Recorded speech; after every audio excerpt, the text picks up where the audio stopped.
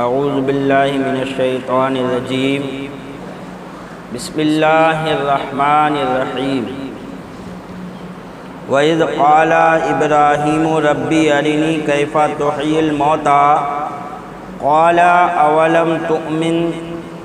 قَالَ بَلَىٰ وَلَٰكِنْ لِيَطْمَئِنَّ قَلْبِي قَالَ فَخُذْ أَرْبَعَةً مِنَ الطَّيْرِ فَصُرْهُنَّ إِلَيْكَ ثُمَّ اجْعَلْ عَلَىٰ كُلِّ جَبَلٍ مِّنْهُنَّ جُزْءًا ثُمَّ ادْعُهُنَّ يَأْتِينَكَ سَعْيًا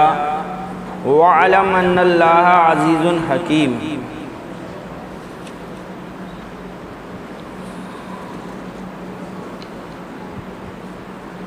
جب ہم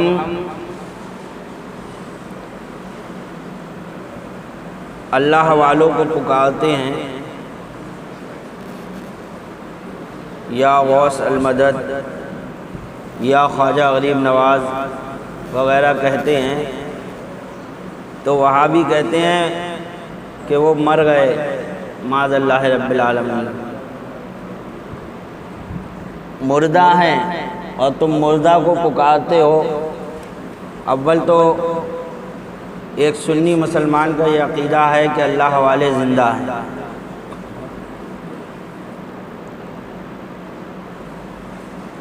اور اگر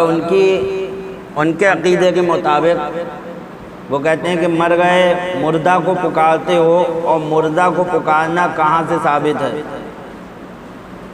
یعنی مردہ کو پکارنا یہ جائز ہی نہیں ہے کہ کسی مردے کو پکارا جائے۔ تو قرآن کی آیت کریمہ جس میں ایک اللہ کے نبی نے مردوں کو پکارا اور پکارنے کا حکم اللہ نے دیا، تو مردہ چاہے انسان ہو یا جانور، بھائی مردہ تو مردہ ہے۔ اب کوئی یہ نہ کہے کہ وہ تو جانور تھا، بھائی جانور تھا تو مردہ ہی، اور اس مردے کو ایک نبی نے پکارا اور پکارنے کا حکم اللہ نے دیا۔ پتہ یہ چلا کہ مردوں کو پکارنا تو جائز ہی ہے، یہ کہنا کہ مردے کو پکارنا جائز نہیں، اگر یہ ناجائز ہوتا تو اللہ اس کا حکم نہ دیتا اور نبی نہ پکارتے۔ اور الحمدللہ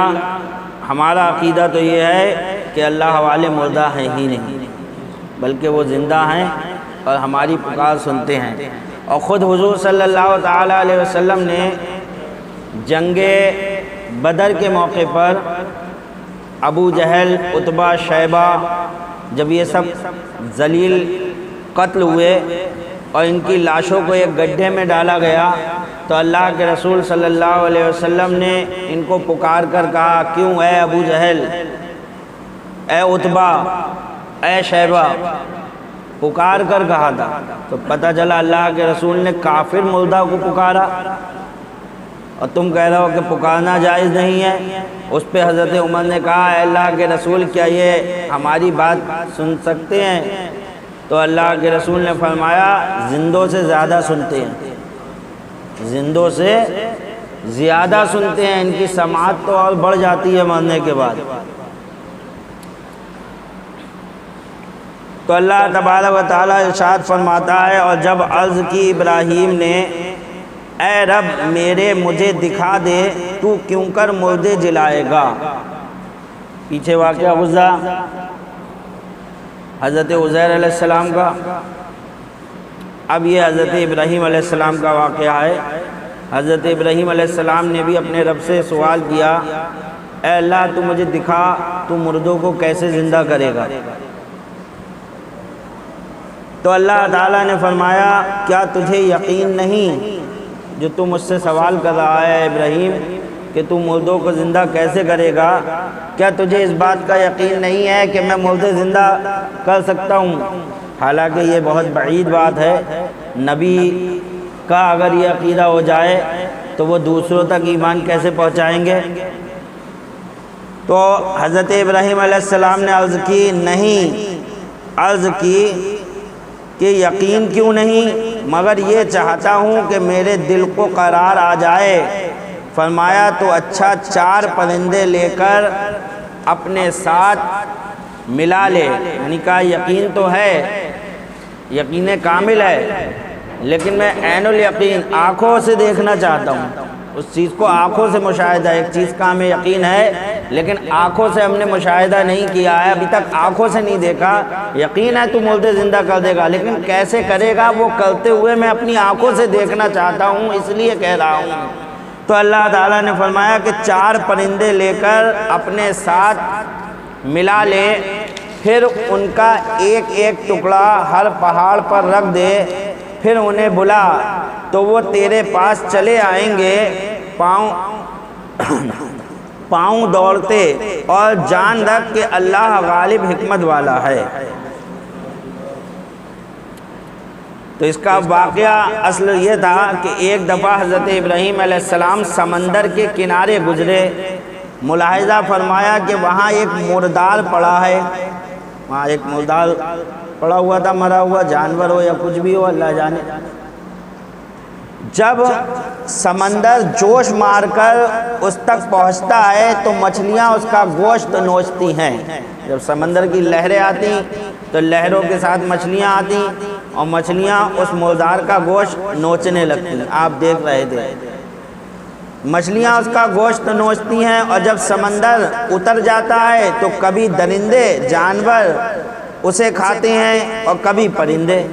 جب پیچھے ہو گیا سمجھا تو درندے جو وہاں سے گزر رہے تھے وہ اس کے گوشت کو کھا رہے تھے، پھر وہ بھی چھوڑ کے چلے جائیں تو آسمان سے پرندے آتے، چیل کوے وغیرہ، وہ اس کے گوشت کو نوچ کر کھا رہے تھے۔ تو آپ نے دیکھا ایک مردار کا گوشت کتنی جگہ تقسیم ہو گیا، کچھ مچھلی کے پیٹ میں گیا، کچھ درندوں کے پیٹ میں گیا، کچھ پرندوں کے پیٹ میں گیا۔ آپ نے خیال فرمایا کہ ایک مردار کتنے پیٹوں میں پہنچا، اس کا گوشت پوست قیامت کے دن جمع کیسے ہوگا، اللہ کیسے فرمائے گا، اس سب کو جمع کرے گا تو وہ، لیکن وہ کیسے کرے گا وہی دیکھنا تھا کہ کچھ مچھلی کے پیٹ میں چلا گیا، کچھ درندوں کے پیٹ میں چلا گیا، کچھ پرندوں کے پیٹ میں، اللہ تعالیٰ قیامت کے دن سب جمع فرمائے گا تو کیسے فرمائے گا، اور یہ کس طرح زندہ کیا جائے گا۔ تب بارگاہ الہی میں عرض کیا کہ مولا مجھے احیاء موتا کی کیفیت دکھا دے۔ رب نے فرمایا کہ تم اس پر ایمان نہ لائے؟ عرض کیا کہ ہاں ایمان تو لایا، مگر چاہتا ہوں کہ بجائے خبر کے مشاہدہ کر لوں، وہ تو ایک خبر ہے، میں مشاہدہ آنکھوں سے دیکھنا چاہتا ہوں، اور علم یقین سے ترقی کر کے عین الیقین تک پہنچوں، اور میرے قلب کو مشاہدہ کا اطمینان اور سکون حاصل ہو جائے۔ تب ارشاد ہوا کہ اچھا تم 4 پرندے لو اور انہیں پال پوس کر اپنے سے خوب ہلا لو، پرندے لے لو اور لینے کے بعد خوب پہلے ان کو ہلا لو اپنے اوپر، تاکہ تمہیں اس کی خوب پہچان ہو جائے، یعنی پہچان سکو کہ یہ وہی پرندہ ہے، کوئی دوسرا نہیں ہے، اس لیے پہلے انہیں پال کر خوب اپنے پاس ہلا لو۔ تب ارشاد ہوا کہ اچھا تم 4 پرندے لے کر خوب ہلا لو، پھر ان سب کو ذبح کر کے ماؤ ہڈی پر بال وغیرہ کے ان کا خوب قیمہ کر ڈالو، پھر اس کے کئی حصے کر کے کسی پہاڑی میدان میں چند پہاڑوں پر ان کا ایک ایک حصہ رکھ دو، اور میدان میں کھڑے ہو کر انہیں آواز دو کہ اے پرندو اللہ کے حکم سے میرے پاس آؤ، وہ فوراً زندہ ہو کر دوڑتے ہوئے آ جائیں گے، اور جان رکھو کہ اللہ غالب حکمت والا ہے۔ چنانچہ آپ نے مور، مرغ، کبوتر اور کوے کو ذبح کر کے، اب اس میں اختلاف ہے، یعنی جانوروں کے نام میں اختلاف ہے کہ یہی 4 چیزیں تھیں یا اور کچھ تھا، بہرحال اس سے بحث نہیں ہے، کل ملا کے 4 جانور تھے، مرغ، کبوتر اور کوے کو ذبح، مرغ، کبوتر، مور اور کوے کو ذبح کر کے ان کے گوشتوں کا قیمہ کر کے سب کے اجزاء خلط ملط کر کے 4 یا 7 یا 10 پہاڑوں پر ایک ایک حصہ رکھا،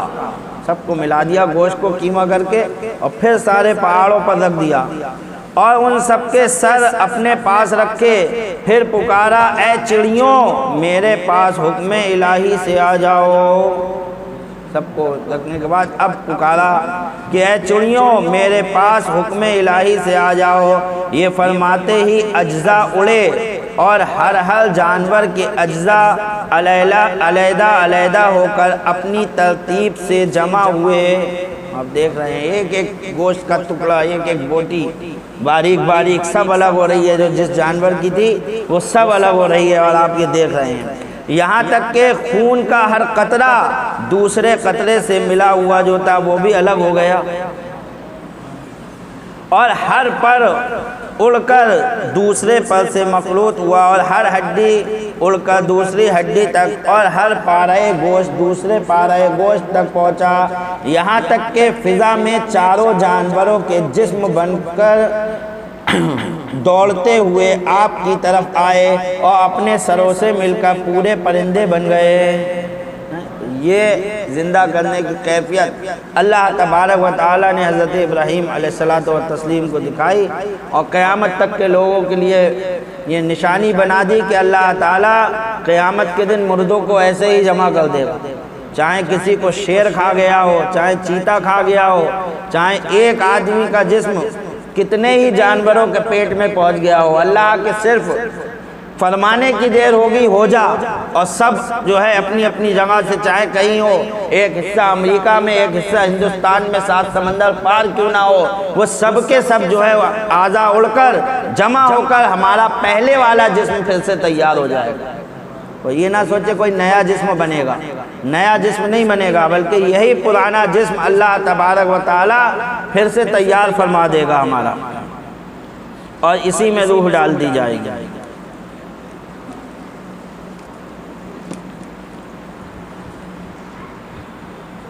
مثل الذین ينفقون اموالهم فی سبیل اللہ کمثل حبۃ انبتت 7 سنابل فی کل سنبلۃ 100 حبۃ واللہ یضاعف لمن یشاء واللہ واسع علیم۔ اللہ فرماتا ہے ان کی کہاوت جو اپنے مال اللہ کی راہ میں خرچ کرتے ہیں، جو لوگ اپنے پیسے کو جو اللہ نے انہیں دیا ہے اس کو اللہ کی راہ میں خرچ کرتے ہیں، ان کی مثال اللہ تعالیٰ دے رہا ہے ان لوگوں کی جو اللہ کی راہ میں اپنے پیسے کو خرچ کرتے ہیں۔ ان کی مثال کیا ہے؟ اللہ فرماتا ان کی مثال اس دانے کی طرح ہے جس نے اگائیں 7 بالی، ہر بالی میں 100 دانہ، اور اللہ اس سے بھی زیادہ بڑھائے جس کے لیے چاہے، اور اللہ وسعت والا علم والا ہے۔ اب دیکھیے جو لوگ کسی کار خیر میں اپنا کسی قسم کا مال خرچ کریں، کار خیر مسجد میں دینا، مدرسے میں دینا، سب سے زیادہ ضروری کام جو ہیں وہ دیکھو آج کے دور میں جو ہے تعلیم کے اوپر خرچ کرنا ہے، دینی تعلیم پہ خرچ کرنا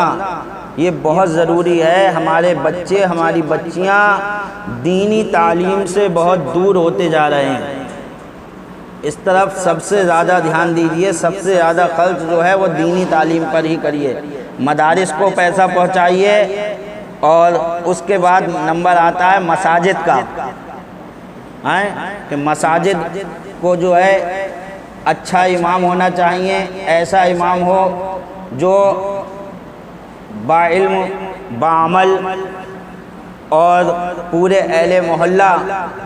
کا رہنما بن کر کام کرے۔ یہ نہیں کہ وہ تبھی کرے گا جب وہ معاشی اعتبار سے مضبوط ہوگا، معاشی اعتبار یعنی پیسے سے جب مضبوط ہوگا تبھی وہ کام کرے گا۔ جب اس کو اپنے گھر کی فکر ہوگی کسی بھی امام کو تو وہ اپنے گھر میں ہی پڑا رہے گا کہ مجھے بھی اپنے بیوی بچوں کو دیکھنا ہے، پھر وہ کوئی دکان کر کے بیٹھے گا۔ ظاہر سی بات ہے جب اس کا مسجد سے پورا نہیں ہوگا تو وہ ٹیوشنیں پڑھانے جائے گا لوگوں کے گھروں، پھر جو ہے وہ کوئی دکان بھی سوچے گا کھول لوں، یہ بھی کر لوں، اتنی مہنگائی کا دور ہے ہو ہی نہیں پا رہا ہے، تو پھر وہ دین کی طرف پورے کام میں توجہ نہیں دے پائے لوگوں کو۔ تو یہ چیز ضروری ہے کہ آپ اپنے مدارس، اپنے مدرسوں کو دیکھیے اور اپنی مسجدوں کو دیکھیے۔ اگر صدقہ جو آپ کرتے ہیں غریبوں کو بھی دیتے ہیں ماشاءاللہ، اب جمعے کے دن ہی آپ لوگ آتے ہیں تو اگر جمعے کے دن ہر آدمی اپنی جیب میں 10 کا نوٹ ڈال کر لے آئے، کوئی بڑی بات نہیں ہے 10 روپے، 10 روپے ڈال کر لے آئے، اور 10 روپے کے حساب سے اگر ہر آدمی دے دے تو نیچے سے اوپر تک اچھا خاصے لوگ ہوتے ہیں، اچھا چندہ مسجد میں یہی آ جائے، لیکن سب نہیں دیتے ہیں۔ تو اس طرف توجہ دینے کی ضرورت ہے۔ یہ وہ صدقات ہیں جب آپ قیامت کے دن دیکھیں گے۔ اچھا آپ باہر فقیر کو دیتے ہیں تو آپ خود ہی، ہم سے کئی لوگوں نے سوال بھی کیا کہ امام صاحب جو فقیر کو دے رہے ہیں وہ تو ہم سے بھی زیادہ مالدار ہیں، مانگتے پھر رہے ہیں لوگ، بتاؤ انہیں دیں یا نہیں دیں؟ تو اس میں آپ کو خود ڈاؤٹ ہے کہ وہ تو خود ہی بتیرا مالدار ہے، لیکن مسجد میں جو آپ دے رہے ہیں یہ آپ کو معلوم ہے کہ ہاں یہ اللہ ہی کی راہ میں لگے گا، یہ یا تو مسجد کے امام کے اوپر تنخواہ میں جائے گا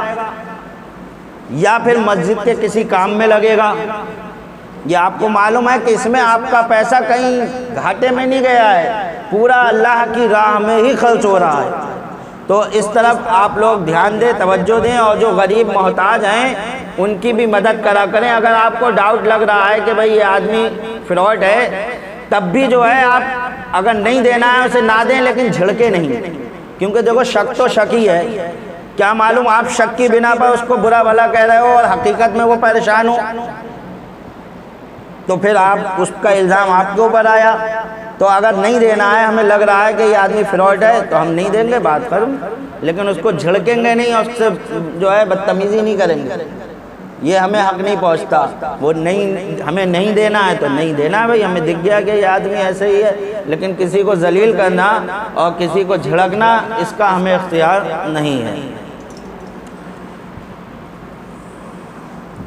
اور جس کے بارے میں ہاں معلوم ہے یقین کے ساتھ کہ یہ آدمی فراڈ ہی ہے، ایک ہو گئی شک والی بات، ایک یقین کے ساتھ معلوم ہے ہم اسے پکڑ چکے ہیں کہ یہ آدمی فراڈ ہے، تو پھر اس کو جو ہے ذلیل کرا جائے گا، اس کو رسوا کرا جائے گا کہ یہ لوگوں کو دھوکہ دیتا پھر رہا، اس کا ہمیں یقین ہے، تو پھر اس کو سب کے سامنے ذلیل کرا جائے گا کہ بھائی تو کیوں کر رہا ہے ایسا۔ تو جو لوگ کسی کار خیر میں اپنا کسی قسم کا مال خرچ کریں، خواہ زکوٰۃ فطرہ ادا کریں یا مسجدیں اور مدرسے بنائیں یا شفا خانے اور مسافر خانے تیار کریں یا اہل قرابت کے ساتھ سلوک کریں یا مساکین اور فقراء کو صدقہ نفلی دیں یا طلباء کو کتابیں خرید دیں، جو مدرسے کے طالب علم ہیں ان کو کتابیں لے کر دے دیں۔ ارے ہم کم سے کم کتابیں خود پڑھ نہیں سکتے تو جو لوگ پڑھے ہوئے ہیں ان کو جا کر خرید کر تو دے سکتے ہیں، ہاں یہ بھی جو ہے دین کی خدمت ہے ایک قسم کی، وغیرہ وغیرہ۔ ان کے صدقات کی مثال ایسی ہے جیسے ایک دانہ، اللہ نے جو مثال دی قرآن میں فرماتا ہے جیسے ایک دانہ زمین میں بو دیا، آپ نے گیہوں کا ایک دانہ لیا اور زمین میں بو دیا، ایک دانہ آپ نے زمین میں بو دیا، اللہ فرماتا ہے ایک دانہ بو دیا جس سے 7 شاخیں پھوٹیں، کتنی نکلی؟ ایک دانے سے 7 شاخیں نکلتی ہیں، 7 شاخیں پھوٹیں اور ہر شاخ میں ایک ایک بالی ہوتی ہے اور ہر بال میں 100 دانے ہوتے ہیں، ہر بالی میں 100 دانے، تو کل کتنے ہو گئے؟ 700۔ تو خرچ کتنا کرا؟ ایک، اور ملا کتنا؟ 700 ملا، 700 دانہ۔ جیسے دنیا میں ایک دانے سے 700 دانے حاصل ہوتے ہیں، ایسے ہی آخرت میں ایک صدقے سے 700 نیکیاں مل جائیں گی۔ 1 روپیہ خرچ کریں گے آپ، اللہ تعالیٰ نیکیوں اور اس سے زیادہ بھی، اسی پر ہی بس نہیں بلکہ رب تعالیٰ جس کو چاہے بقدر اخلاص و مشقت اور زیادہ بھی عطا فرما دے گا۔ یہی نہیں ہے کہ 700 کی ہی قید ہے، اتنی ہی ملیں گی، جیسا آپ کا اخلاص ہوگا، جیسے آپ کی مشقت ہوگی، اللہ تعالیٰ اتنا اور بڑھا دے گا ان نیکیوں کو۔ اب کتنا بڑھا دے وہ اللہ جانے۔ حضور علیہ السلام نے فرمایا جو جہاد میں روپیہ بھیج دے، جہاد ہو رہا ہو، اس وقت مسلمانوں کو ضرورت ہے پیسے کی، اس وقت اگر کوئی امیر آدمی جہاد میں اپنا پیسہ خرچ کر دے، جہاد میں روپیہ بھیج دے، تو اسے ہر درہم کے عوض جہاد میں روپیہ بھیج دے تو اسے ہر درہم کے عوض 700 ملیں گے، اور جو خود میدان جنگ میں جا کر خرچ کرے، یعنی ایک تو بھیج دے، ایک خود میدان جنگ میں پہنچ جائے اور وہاں جا کر پھر خرچ کرے، خود جا کر خرچ کرے، اس کے لیے ہر درہم کے عوض 7 لاکھ ہیں، 7 لاکھ ہیں۔ دوسری روایت میں ہے کہ خرچ کرنے والے نمازیوں کے لیے اللہ نے رحمت کے اتنے خزانے رکھے ہیں جو انسان کے علم میں نہیں آ سکتے۔ 1 روپیہ خرچ کرو تو 700 روپے خرچ کرنے کا ثواب، ذرا آپ اندازہ لگاؤ۔ اور نمازیوں کے بارے میں فرمایا کہ خرچ کرنے والے نمازیوں کے لیے اللہ نے رحمت کے اتنے خزانے کھول رکھے ہیں جو انسان کے علم میں بھی نہیں آ سکتے کہ اللہ کتنی رحمت سے نوازے گا ان کو۔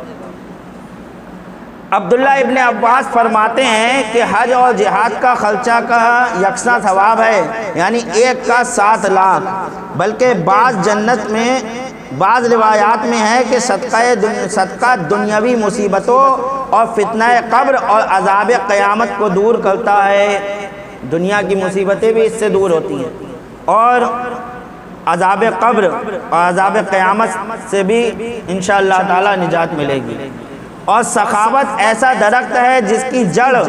جنت میں اور شاخیں دنیا میں لٹکی ہوئی ہیں، جو کوئی اس کی کسی شاخ کو پکڑے گا وہ جنت تک پہنچ جائے گا۔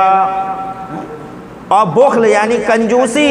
یہ ایسا درخت ہے جس کی جڑ جہنم میں اور شاخیں دنیا میں ہیں، جو اس کی ایک شاخ پکڑے گا جہنم میں جائے گا۔